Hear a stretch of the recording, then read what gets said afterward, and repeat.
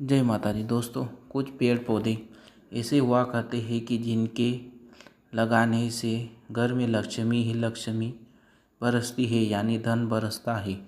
अब यह बात कितनी सही है कितनी गलत है, यह तो परीक्षण करने के बाद ही पता चलता है। पर मैं आज इसी एक वृक्ष के बारे में बताऊंगा कि जिसको लगा दिया, यदि आप थोड़ा सा प्रयास करते हैं तो धन कितना भी खर्चे, धन की कमी नहीं आएगी। दोस्तों, एक बार माँ लक्ष्मी पृथ्वी पर विचरण कर रही थी और उनके मन में आया कि भगवान भोलेनाथ और भगवान विष्णु के एक साथ दर्शन किया जाए। अब वे तुलसी जी की पूजा करे तो भगवान विष्णु प्रसन्न होते हैं और बेल वृक्ष की पूजा करती है तो भगवान भोलेनाथ प्रसन्न होते हैं। परंतु वे चाहती है कि मैं ऐसे स्थान पर बैठकर पूजा करूं कि जहां पर दोनों के दर्शन एक साथ। तब उन्होंने दोस्तों आंवला का वृक्ष चुना।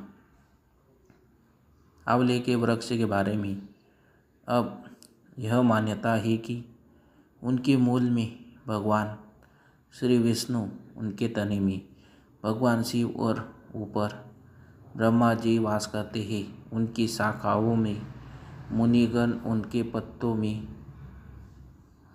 वसु, उनके फूलों में मरुदगण और उनके फलों में प्रजापति का वास होता है। दोस्तों, एक ही पेड़ और जिसमें हर जगह पर देवों का वास।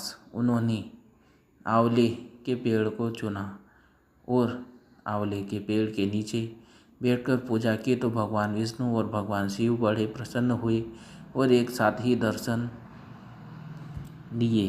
तो दोस्तों, आज मैं दर्शन की बात तो नहीं करूँगा, लेकिन मैं चाहता हूँ कि आपको वह सब कुछ मिले जो आपको भौतिक जीवन में आवश्यकता होती है। और भौतिक जीवन में सबसे अधिक आवश्यकता होती है धन की।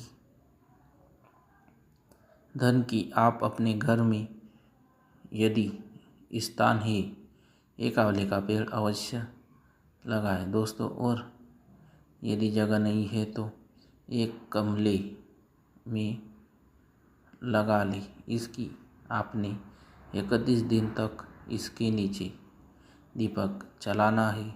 और यह दीपक कैसे जलाना है और क्या बोलना है आपने, यदि दोस्तों इस क्रिया को आप कर लेंगे तो आपकी घर में लक्ष्मी जी, क्या सभी देवों की कृपा आएंगी। और लक्ष्मी जी तो विशेष रूप से प्रसन्न होंगी ही और आपके पास धन आएगा ही आएगा। दोस्तों, अब यह प्रयोग करना कब से है?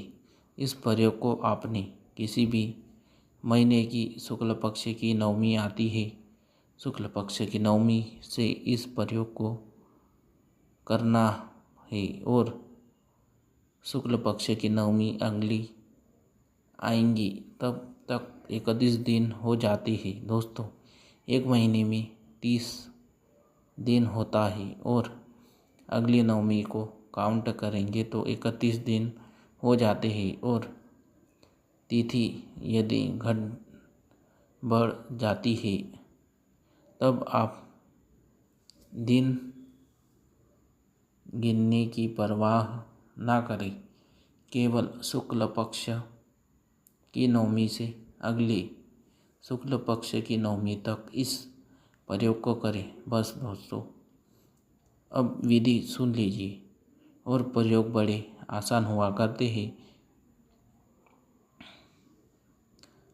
बस दोस्तों, नहा धो कर के शुक्ल पक्ष की नवमी से सुबह के समय आपने अगर अपने छोटे गमले में लगा रखा है तो छोटे गमले के अंदर, और यदि आपके पास पेड़ है या बड़ा पेड़ है तो उस पेड़ के नीचे आपने तिल के तेल का दीपक चलाना है।